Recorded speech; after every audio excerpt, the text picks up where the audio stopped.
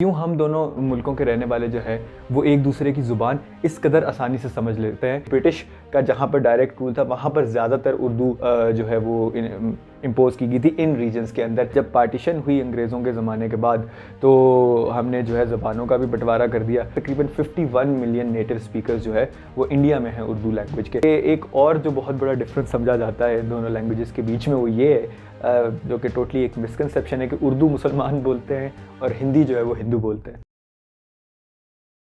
क्या आपने कभी ये सोचा है कि उर्दू और हिंदी इतनी सिमिलर क्यों साउंड करती हैं? क्यों ऐसा है कि जब पाकिस्तान से देखने वाले लोग कोई भी चीज़ इंडिया से जो बन के आती है हिंदी ज़बान में उसको बहुत आसानी से समझ लेते हैं, और क्यों इंडिया वाले लोग जो पाकिस्तान से चीज़ें बनती हैं उर्दू ज़बान के अंदर उनको बहुत आसानी से जान लेते हैं और समझ लेते हैं? और क्यों हम दोनों मुल्कों के रहने वाले जो है वो एक दूसरे की ज़ुबान इस कदर आसानी से समझ लेते हैं जबकि हम दो अलग ज़बानें बोलते हैं? तो इस वीडियो के अंदर हम इसी बारे में बात करेंगे, लेकिन उससे पहले आप हमारी वीडियो को लाइक कर दीजिए, हमारे चैनल को सब्सक्राइब कर दीजिए, और इन ऐसी ही और वीडियोस देखने के लिए आप ऊपर नज़र आने वाली जो बेल आइकॉन है उस पर क्लिक कर दीजिए ताकि जब भी हम कोई नई वीडियो अपलोड करें तो आप उसको देख लें। अच्छा जी, सबसे पहले हम बात कर लेते हैं इन दोनों ज़बानों के बैकग्राउंड की, इन दोनों की हिस्ट्री की, और उसी से हमें समझ आएगा कि दोनों ज़बानें इस कदर सिमिलर क्यों हैं और इतनी ज़्यादा सिमिलैरिटीज़ क्यों हैं इनके अंदर। तो अगर हम इसकी हिस्ट्री में जाएं तो ये दोनों ज़बानें एक सिंगल ज़बान से आप समझ लें जो है वो अखज़ हो रही हैं, जिसको एक ज़माने में हिंदुस्तानी या हिंदवी कहा जाता था। और इस ज़बान की डेवलपमेंट जो है वो तकरीबन 7वीं सदी ऑनवर्ड्स शुरू हुई, और ये ज़बान जो है ओरिजिनली जो है डिराइव हुई है एक प्राकृत डायलेक्ट से। सो प्राकृत ज़बानें वो ज़बानें थीं जो एक ज़माने में पूरी एक यूनिफाइड संस्कृत लैंग्वेज होती थी नॉर्दर्न इंडिया या नॉर्थ वेस्टर्न इंडिया के अंदर जो बोली जाती थी या पूरे इंडिया में बोली जाती थी। तो उसके मुख्तलिफ वेरिएंट्स जो है वो बनना शुरू हो गए थे मुख्तलिफ इलाकों के अंदर जैसे जैसे टाइम गुजरा, और उन डिफरेंट वेरिएंट्स को, उन डिफरेंट डायलेक्ट्स को जो है वो प्राकृत बोला गया कलेक्टिवली उन सारी लैंग्वेजेस को। तो उन्हीं में से एक डायलेक्ट जो कि बोला जाता था यूपी, जहाँ जिस एरिया में उत्तर प्रदेश इंडिया की स्टेट मौजूद है उस इलाके में गंगा जमुना बेसिन के अंदर जो डायलेक्ट बोला जाता था जिसको आप आज खड़ी बोली भी कह सकते हैं, तो उस डायलेक्ट से जो है ये ज़बान निकली थी। और इसके अंदर इन्फ्लुएंस काफ़ी ज़्यादा हद तक शामिल हो गया पर्शियन का, और पर्शियन और अरबिक वर्ड्स जो है वो मिक्स होने लग गए यहाँ पर संस्कृत से जो आए हुए लफ्ज़ थे उनके साथ। और ये सारा जो प्रोसेस था ये बहुत ज़्यादा एक्सेलरेट हुआ जब दिल्ली सल्तनत की बुनियाद यहाँ पर पड़ चुकी थी। सो 12वीं सदी ऑनवर्ड्स आप समझ लीजिए कि ये जो ज़बान है ये सही तरीके से डेवलप होना शुरू हो गई उस फॉर्म में जिस फॉर्म में ये हम तक आज पहुंची है। लेकिन ऑफ कोर्स इसके बीच में सदियों की और वो है डेवलपमेंट, तो हम उसके बारे में भी बात करते हैं। इसी ज़माने में दिल्ली सल्तनत के ज़माने में ही अमीर खुसरो गुजरे हैं जिन्होंने बहुत सारी शायरी की है इसी डायलेक्ट में, उस लोकल डायलेक्ट में जिसको वो हिंदवी बोला करते थे। तो उसी के अगर आप उनकी शायरी के कई जो लफ्ज़ हैं, उनकी शायरी के कई वर्डिंग्स हैं, सेंटेंसेस हैं, अगर आप उनको गौर से देखेंगे, उन पे गौर करेंगे तो आपको काफ़ी ज़्यादा सिमिलैरिटीज़ नज़र आएंगी आज की जो लैंग्वेज यहाँ पर पाकिस्तान में जो उर्दू बोली जाती है, इंडिया में भी जो उर्दू बोली जाती है और जो हिंदी बोली जाती है इस रीजन में, उसके साथ। तो करते करते मुग़ल दौर आया, उसके अंदर भी ये जो है उर्दू डेवलप होती रही, या ये ज़बान जो भी थी हिंदवी आप इसे हिंदुस्तानी कह लें, ये डेवलप होती रही, और इसके अंदर पर्शियन और अरबिक, स्पेसिफिकली पर्शियन का जो है वो इन्फ्लुएंस काफ़ी ज़्यादा आता रहा। और फिर जो है पर्शियन स्क्रिप्ट के अंदर कुछ लोगों ने इस लैंग्वेज को लिखना शुरू कर दिया, और वो जो है फिर मुख्तलिफ एरियाज़ में बोली जाने लगी उसी इलाके के अंदर जो गंगा जमुना का संगम है।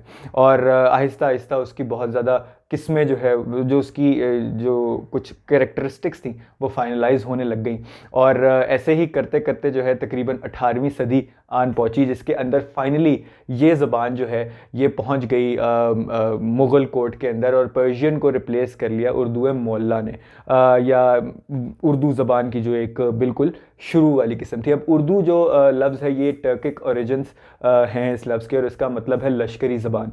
सो एसेंशली मतलब ये है कि वो ज़बान जो जिसके अंदर बहुत सारी डिफरेंट ज़बानों की जो है वो मिक्सिंग है, बहुत ज़्यादा डिफरेंट ज़बानों की अल्फाज और मुख्तलिफ एक्सप्रेशंस जो हैं वो मिक्स हुए हैं। अब इसके साथ साथ जो है एक दूसरी जो लिपि जिसे कहते हैं, या जिसे रस्मुल ख़त कहते हैं, स्क्रिप्ट कहते हैं, वो देवनागरी थी। और कई लोग जो है ये ज़बान उस स्क्रिप्ट में भी लिखते थे, और उस स्क्रिप्ट से जो है वो डेवलप होना शुरू हुई हिंदी लैंग्वेज, जिसे आज हम हिंदी बोलते हैं। लेकिन इनिशियली ये दोनों ज़बानें एक ही थीं, लेकिन आहिस्ता आहिस्ता जो है इनकी डिफ्रेंशिएशन जो है वो होना शुरू हुई। जो हिंदी लैंग्वेज थी उसके अंदर ज़्यादातर संस्कृत की वोकेबलरी जो है वो रिटेन होने लगी, और इस तरफ जो है वो पर्शियन और अरबिक इन्फ्लुएंस जो वर्ड्स हैं वो ज़्यादा आने लगे।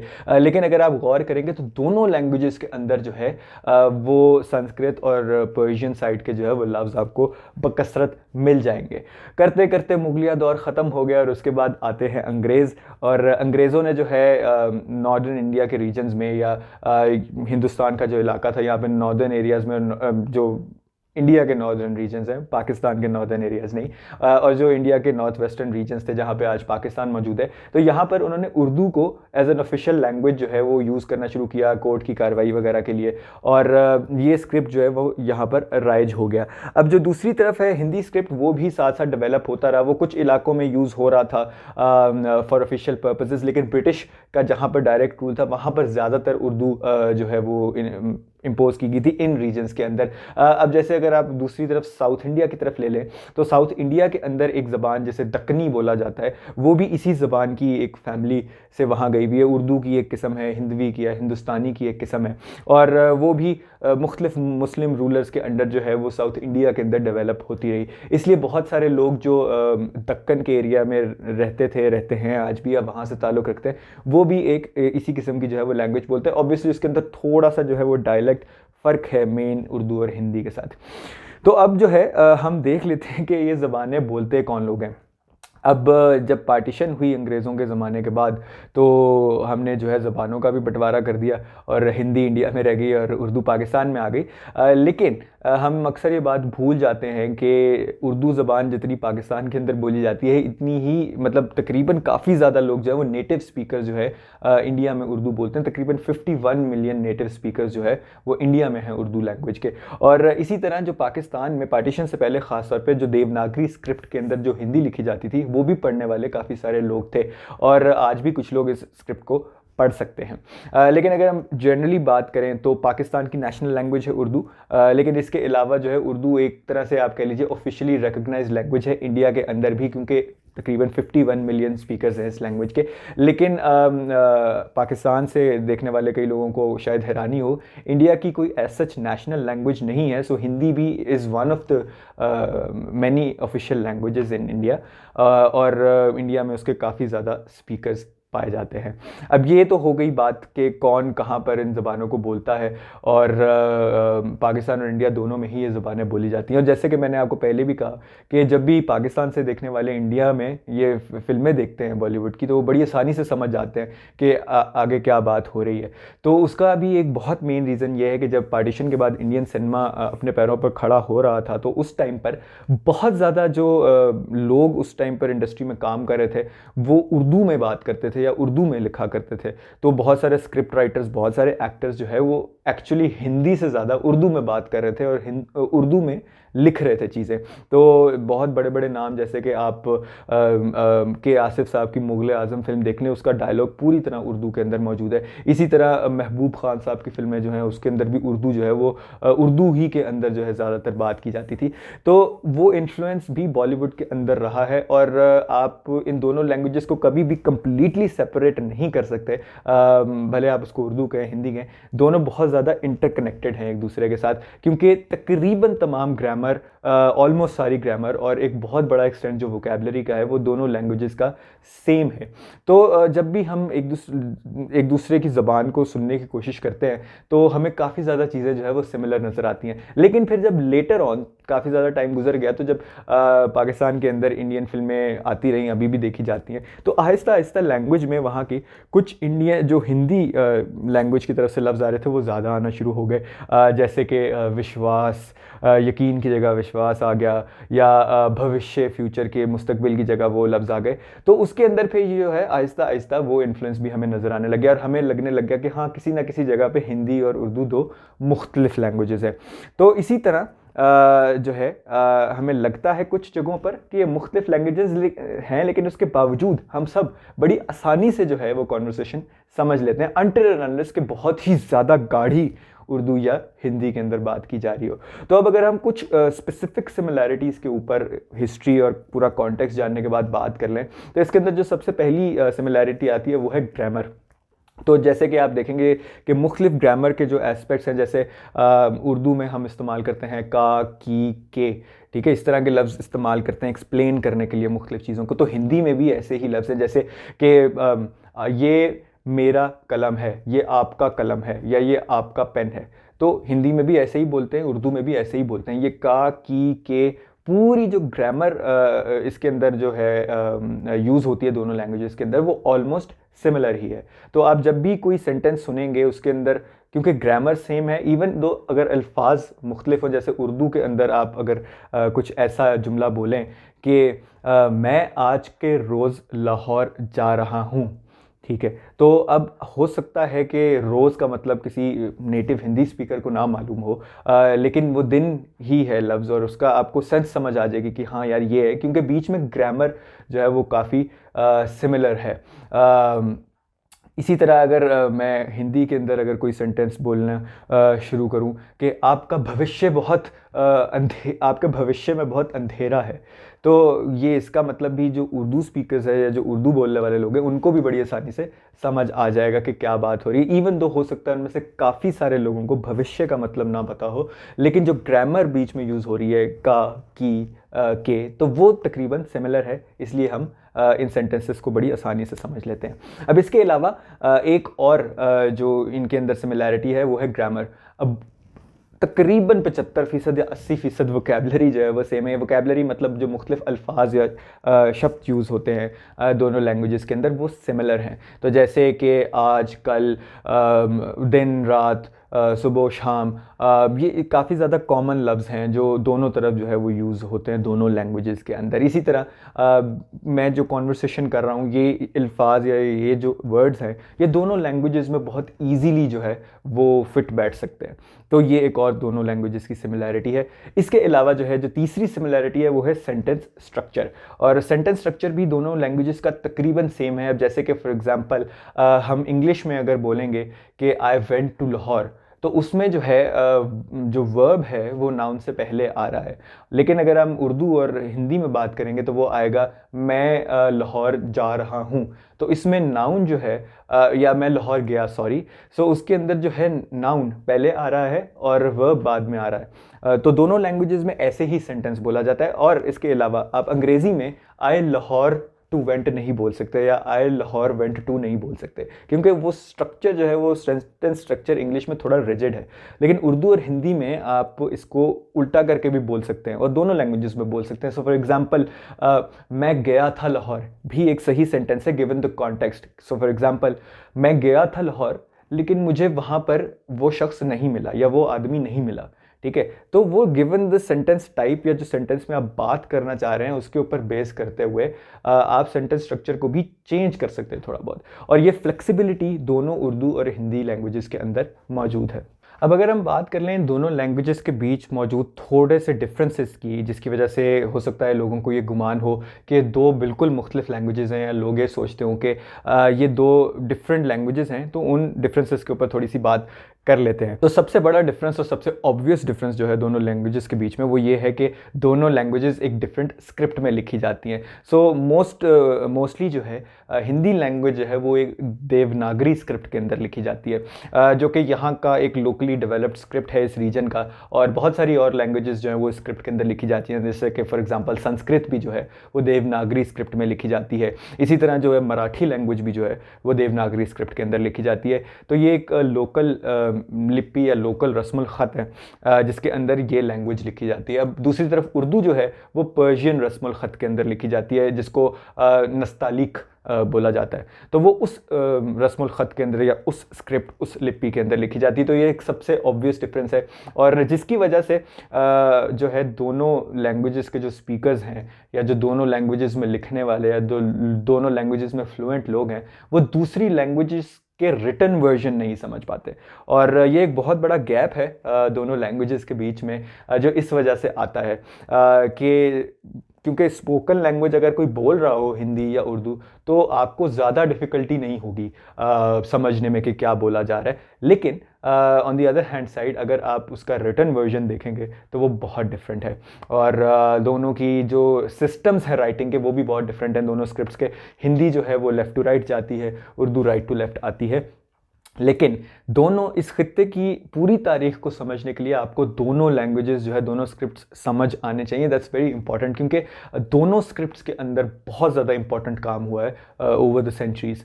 तो अगर आप इन दोनों स्क्रिप्ट्स को समझ सकते हैं तो I think you are well on your way to understand the history, या जो इस खित्ते की तारीख है, जो इस खित्ते का कल्चर है, उसको एक बेहतर तरीके से समझने की कोशिश कर सकते हैं। अब अगर हम एक दूसरे डिफरेंस की बात कर लें तो उसके अंदर ऑब्वियसली जिस तरह हमने पहले बात की, वोकेबलरी जहाँ पर बहुत ज़्यादा सिमिलर भी है, उसी तरह कुछ ओकेजन्स पर वोकेबलरी काफ़ी ज़्यादा डिफरेंट भी है इन दोनों लैंग्वेजेस की। तो सो फॉर एग्ज़ाम्पल जो हिंदी लैंग्वेज है उसके अंदर संस्कृत या जो लोकल लैंग्वेजेस हैं उनके वर्ड्स ज़्यादा प्रोमिनेंट हो जाते हैं कुछ टाइम्स पर, और जो उर्दू लैंग्वेज है उसके अंदर लोकल लैंग्वेज जो लफ्ज़ हैं उनके साथ साथ पर्शियन और अरबिक वर्ड्स की भी बहुत ज़्यादा मिक्सिंग है। अब जैसे फॉर एग्जांपल रात जो है वो एक लोकल वर्ड है, एक लोकल लफ्ज़ है, लेकिन जिस तरह उर्दू में एक और लफ्ज़ इस्तेमाल होता है रात के लिए, शब। अब शब जो है ये पर्शियन अरबिक रूट से जो है वो आ रहा है, ये लफ्ज़ पर्शियन रूट से स्पेसिफिकली जो शब का लफ्ज़ है। तो इसी तरह जो है अब एक लफ्ज़ और अगर मैं सिमिलर बात करूं तो जिस तरह बसंत का एक लफ्ज़ है, ये सिमिलर है दोनों लैंग्वेजेस में, यही यूज़ होता है। हिंदी में ऑब्वियसली कुछ जगहों पर कुछ लोकल डायलेक्ट्स में ये वसंत के तौर पे भी इसको बोला जाता है, लेकिन बसंत एक सिमिलर लफ्ज़ है। अब इसी तरह अगर हम एक डिफरेंट लफ्ज़ की बात करें तो जिस तरह उर्दू में शुक्रिया बोला जाता है, ये अरबियन पर्शियन रूट से आ रहा है ये लफ्ज़। अब हिंदी में धन्यवाद बोला जाता है जो कि लोकल रूट से आ रहा है। तो ये कुछ डिफरेंसेस हैं वोकेबलरी के। सो अगर आप बहुत शुद्ध या बहुत गाढ़ी उर्दू जो है उसमें जाएंगे तो हो सकता है कि दोनों जो लैंग्वेजेस हैं वो एक कॉमन स्पीकर के लिए बहुत ज़्यादा मुख्तलिफ हो जाए, लेकिन other than that normal conversations के अंदर जो है ये दोनों लैंग्वेजेस बहुत ज़्यादा अंडरस्टैंडेबल हैं एक दूसरे के लिए। अब यहाँ पर एक डिफरेंस की मैं ज़रा थोड़ी सी क्लैरिफिकेशन कर दूँ कि एक और जो बहुत बड़ा डिफरेंस समझा जाता है दोनों लैंग्वेजेस के बीच में वो ये है, जो कि टोटली एक मिसकंसेप्शन है, कि उर्दू मुसलमान बोलते हैं और हिंदी जो है वो हिंदू बोलते हैं। तो ये जो है एक बहुत ही एक अनफेयर किस्म का कंपैरिजन या एक स्टेटमेंट है। इवन पार्टीशन से पहले भी दिस वाज नॉट ट्रू, क्योंकि आप देखेंगे कि बहुत सारे उर्दू ज़बान के बड़े बड़े राइटर्स जो हैं वो हिंदू रहे हैं, जैसे मुंशी प्रेमचंद, या फिर उसके अलावा आप फिराक गोरखपुरी साहब का नाम ले लेंगे जो कि बहुत मशहूर एक राइटर हैं, एज ए शायर हैं उर्दू ज़बान के, तो वो भी हिंदू थे। अब इस तरह से और बहुत से नाम हैं, और आज के दिन आप इंडिया में देखें तो ऑलमोस्ट वहाँ पर रहने वाले एक जितने भी नॉर्दर्न इंडिया में मुस्लिम्स रहते हैं वो हिंदी बहुत अच्छे तरीके से बोल सकते हैं। तो ये जो कन्फ्यूजन है ये बड़ी ही गलत एक कन्फ्यूजन है, मिसकंसेप्शन है, जो कि इस खित्ते की जब डिवाइड हुई तो उसके बाद ये मिसकंसेप्शन आई, क्योंकि उर्दू पाकिस्तान भेज दी गई और हिंदी जो है वो इंडिया में रह गई।